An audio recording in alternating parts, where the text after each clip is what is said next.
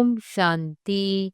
13 मार्च 2025 के ईश्वरीय महावाक्य। पहले एक नजर मुरली के मुख्य पॉइंट पर। बाबा ने कहा, होली आदि कोई अपना त्योहार है नहीं, यह सब है भक्ति मार्ग के त्योहार। त्योहार है तो सिर्फ एक त्रिमूर्ति शिव जयंती, बस सिर्फ शिव जयंती कभी भी नहीं कहना चाहिए। जिन्होंने बहुत भक्ति की होगी वही बहुत अच्छी रीति ज्ञान उठाएंगे।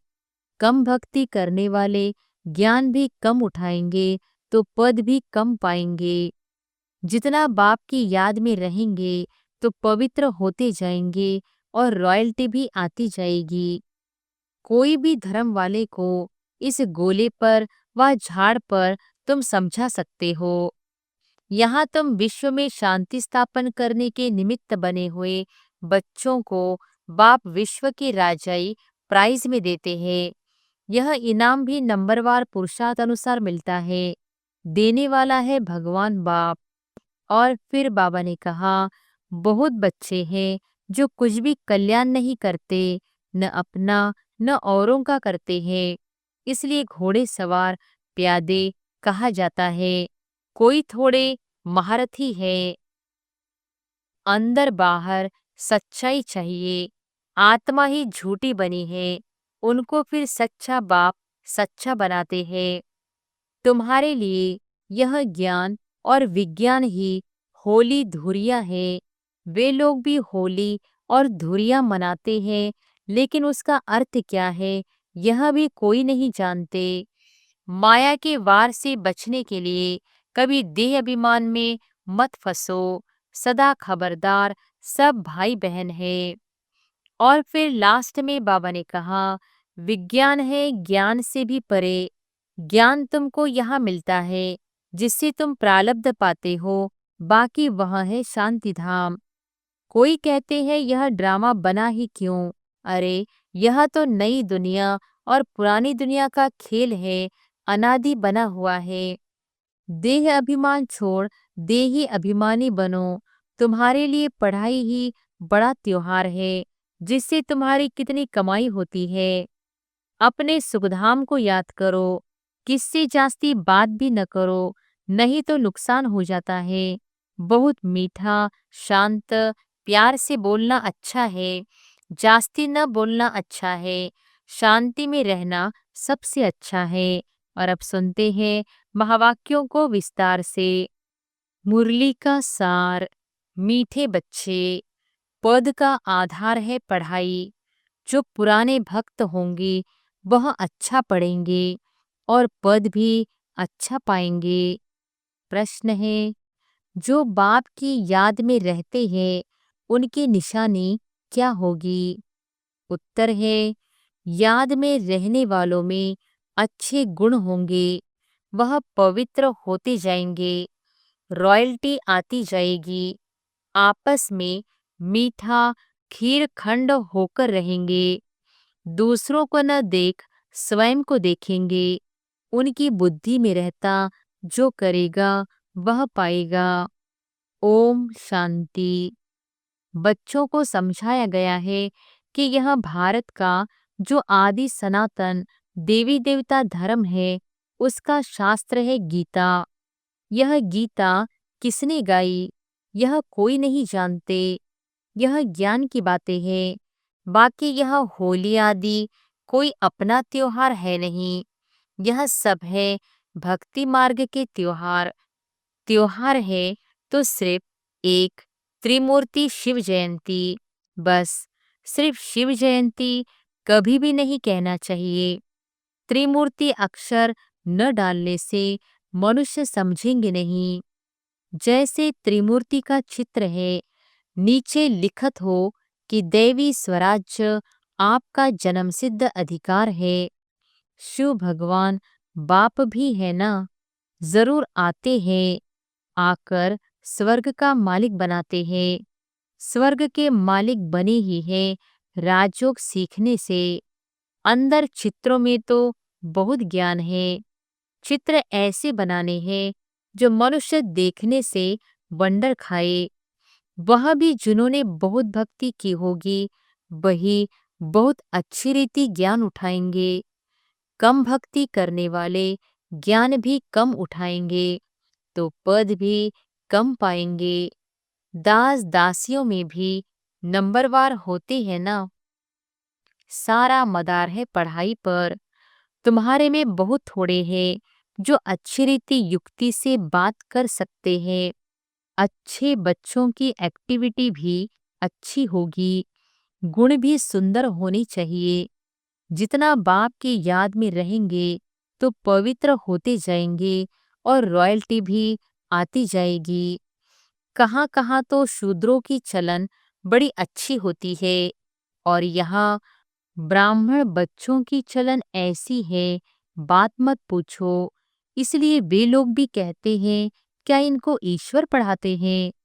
तो बच्चों की ऐसी चलन नहीं होनी चाहिए। बहुत मीठा क्षीर खंड होना चाहिए। जो करेंगे सो पाएंगे, नहीं करेंगे तो नहीं पाएंगे। बाप तो अच्छी रीति समझाते रहते हैं। पहले पहले तो बेहद के बाप का परिचय देते रहो। त्रिमूर्ति का चित्र तो बड़ा अच्छा है। स्वर्ग और नरक भी दोनों तरफ है। गोले में भी क्लियर है।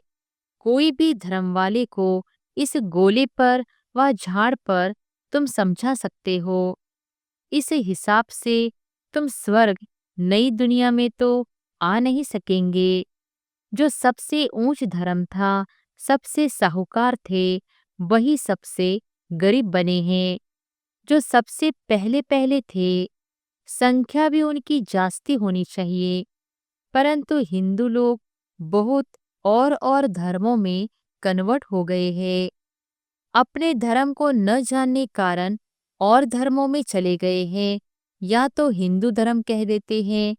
अपने धर्म को भी समझते नहीं हैं। ईश्वर को पुकारते बहुत है, शांति देवा, परंतु शांति का अर्थ समझते नहीं हैं। एक दो को शांति की प्राइज देते रहते हैं। यहाँ तुम विश्व में शांति स्थापन करने के निमित्त बने हुए बच्चों को बाप विश्व की राजाई प्राइज में देते हैं। यह इनाम भी नंबरवार पुरुषार्थ अनुसार मिलता है। देने वाला है भगवान बाप। इनाम कितना बड़ा है! सूर्यवंशी विश्व की राजाई। अभी तुम बच्चों की बुद्धि में सारे वर्ल्ड की हिस्ट्री, ज्योग्राफी, वर्ण आदि सब है। विश्व की राजाई लेनी है तो कुछ मेहनत भी करनी है। पॉइंट तो बहुत सहज है। टीचर जो काम देते हैं वह करके दिखाना चाहिए, तो बाबा देखे कि किसमें पूरा ज्ञान है। कई बच्चे तो मुरली पर भी ध्यान नहीं देते हैं। रेगुलर मुरली पढ़ते नहीं। जो मुरली नहीं पढ़ते वह क्या किसका कल्याण करते होंगे। बहुत बच्चे हैं जो कुछ भी कल्याण नहीं करते, न अपना न औरों का करते हैं। इसलिए घोड़े सवार प्यादे कहा जाता है। कोई थोड़े महारथी हैं, खुद भी समझ सकते हैं कौन कौन महारथी है। कहते हैं बाबा, गुलजार को, कुमार का को, मनोहर को भेजो, क्योंकि खुद घोड़े सवार है, वह महारथी है। बाप तो सब बच्चों को अच्छी रीति जान सकते हैं। कोई पर ग्रहचारी भी बैठती है ना। कभी अच्छे अच्छे बच्चों को भी माया का तूफान आने से बेताली बन जाते हैं। ज्ञान तरफ अटेंशन ही नहीं जाता है। बाबा को हर एक की सर्विस से मालूम तो पड़ता है ना। सर्विस करने वाले अपना पूरा समाचार बाबा को देते रहेंगे। तुम बच्चे जानते हो, गीता का भगवान हमको विश्व का मालिक बना रहे हैं। बहुत है जो वह गीता भी कंठ कर लेते हैं, हजारों रुपया कमाते हैं। तुम हो ब्राह्मण संप्रदाय, जो फिर दैवी संप्रदाय बनते हो। ईश्वर की औलाद भी सभी अपने को कहते हैं, फिर कह देते हम सब ईश्वर हैं। जिसको जो आता है वह बोलते रहते हैं। भक्ति मार्ग में मनुष्यों की हालत कैसी हो गई है। यह दुनिया ही आयरन एजड पतित है। इस चित्र से बहुत अच्छी रीति समझा सकेंगे। साथ में दैवी गुण भी चाहिए। अंदर बाहर सच्चाई चाहिए। आत्मा ही झूठी बनी है, उनको फिर सच्चा बाप सच्चा बनाते हैं। बाप ही आकर स्वर्ग का मालिक बनाते हैं। दैवी गुण धारण कराते हैं। तुम बच्चे जानते हो, हम ऐसे लक्ष्मी नारायण गुणवान बन रहे हैं। अपनी जांच करते रहो, हमारे में कोई आसुरी गुण तो नहीं है। चलते चलते माया का थप्पड़ ऐसा लगता है जो ढेर हो गिर पड़ते हैं। तुम्हारे लिए यह ज्ञान और विज्ञान ही होली धुरिया है। वे लोग भी होली और धुरिया मनाते हैं, लेकिन उसका अर्थ क्या है यह भी कोई नहीं जानते। वास्तव में यह ज्ञान और विज्ञान है जिससे तुम अपने को बहुत ऊंच बनाते हो। वह तो क्या क्या करते हैं, धूल डालते हैं, क्योंकि यह है रौख नर्क। नई दुनिया की स्थापना और पुरानी दुनिया के विनाश का कर्तव्य चल रहा है। तुम ईश्वरीय संतान को भी माया एकदम घूंसा ऐसा लगा देती है जो जोर से दुबन में गिर पड़ते हैं। फिर उससे निकलना बड़ा मुश्किल होता है। इसमें फिर आशीर्वाद आदि की कोई बात नहीं रहती। फिर इस तरफ मुश्किल चढ़ सकते हैं, इसलिए बड़ी खबरदारी चाहिए। माया के वार से बचने के लिए कभी देह अभिमान में मत फंसो। सदा खबरदार। सब बहन भाई है। बाबा ने जो सिखाया है वही बहनें सिखाती है। बलिहारी बाप की है, न कि बहनों की। ब्रह्मा की भी बलिहारी नहीं, यह भी पुरुषार्थ से सीखे हैं। पुरुषार्थ अच्छा किया है, गोया अपना कल्याण किया है। हमको भी सिखलाते हैं तो हम अपना कल्याण करें। आज होली है, अब होली का ज्ञान भी सुनाते रहते हैं। ज्ञान और विज्ञान, पढ़ाई को नॉलेज कहा जाता है। विज्ञान क्या चीज है किसको भी पता नहीं है। विज्ञान है ज्ञान से भी परे। ज्ञान तुमको यहाँ मिलता है जिससे तुम प्रालब्ध पाते हो। बाकी वह है शांति धाम। यहाँ पाठ बजाए थक जाते हैं तो फिर शांति में जाना चाहते हैं। अभी तुम्हारी बुद्धि में यह चक्र का ज्ञान है। अभी हम स्वर्ग में जाएंगे, फिर 84 जन्म लेते नरक में आएंगे, फिर वही हालत होगी। यह चलता ही रहेगा, इनसे कोई छूट नहीं सकते।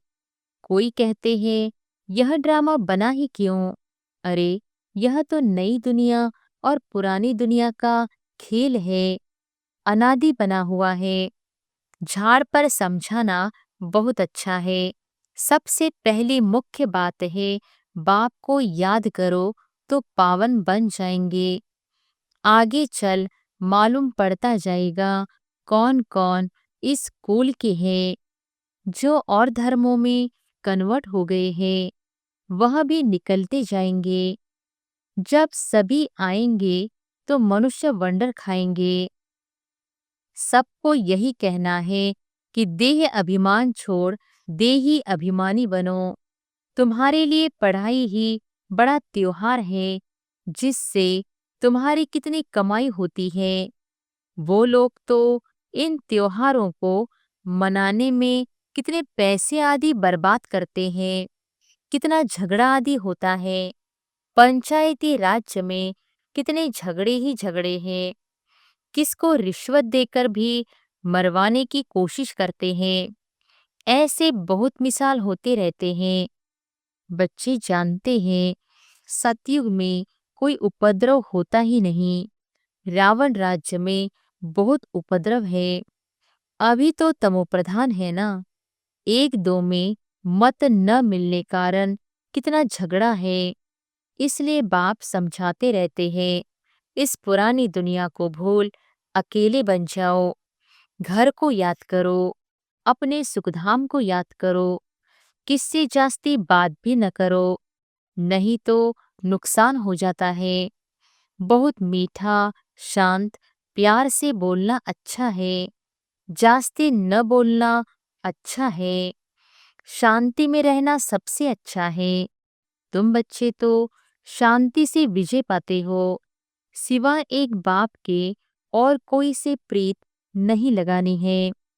जितना बाप से प्रॉपर्टी लेना चाहो उतनी ले लो, नहीं तो लौकिक बाप की प्रॉपर्टी पर कितना झगड़ा हो पड़ता है। इसमें कोई खिटखिट नहीं। जितना चाहे उतना अपनी पढ़ाई से ले सकते हो। अच्छा, मीठे मीठे सिकिलधे बच्चों प्रति माता पिता बाप दादा का याद प्यार और गुड मॉर्निंग। रूहानी बाप की रूहानी बच्चों को नमस्ते। धारणा के लिए मुख्य सार। पहले पॉइंट, सच्चा बाप सच्चा बनाने आए हैं, इसलिए सच्चाई से चलना है। अपनी जांच करनी है, हमारे में कोई आसुरी गुण तो नहीं है। हम जास्ती बात तो नहीं करते हैं। बहुत मीठा बन शांति और प्यार से बात करनी है। दूसरी पॉइंट, मुरली पर पूरा ध्यान देना है। रोज मुरली पढ़नी है, अपना और औरों का कल्याण करना है। टीचर जो काम देते हैं वह करके दिखाना है। वरदान है, होली शब्द के अर्थ को जीवन में लाकर पुरुषार्थ की स्पीड को तेज करने वाले तीव्र पुरुषार्थी भव। होली शब्द के अर्थ को जीवन में लाकर पुरुषार्थ की स्पीड को तेज करने वाले तीव्र पुरुषार्थी भव। होली अर्थात जो बात हो गई बीत गई उसको बिल्कुल खत्म कर देना। बीती को बीती कर आगे बढ़ना, यही है होली मनाना।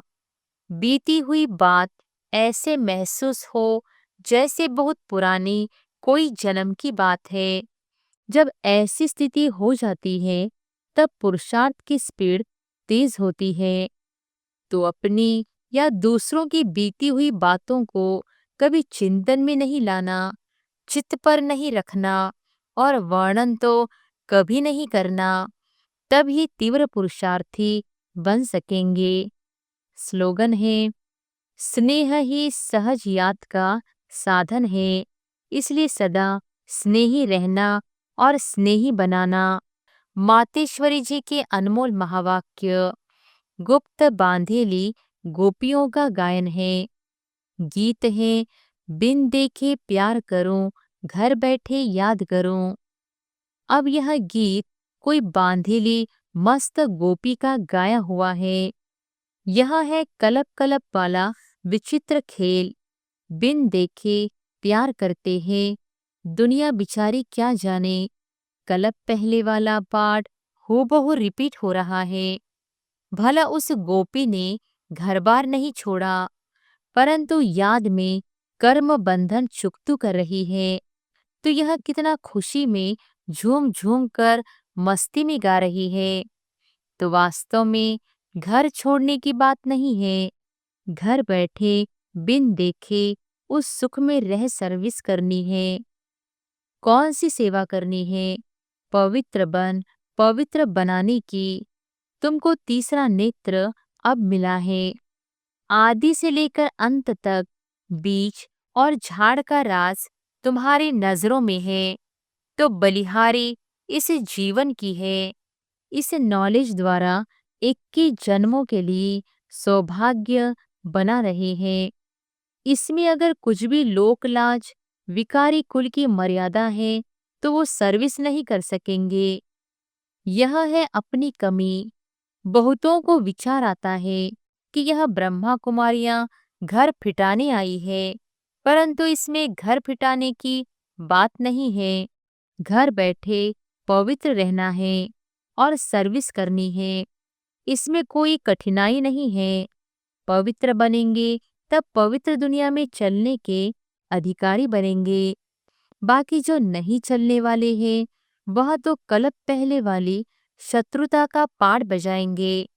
इसमें कोई का दोष नहीं है।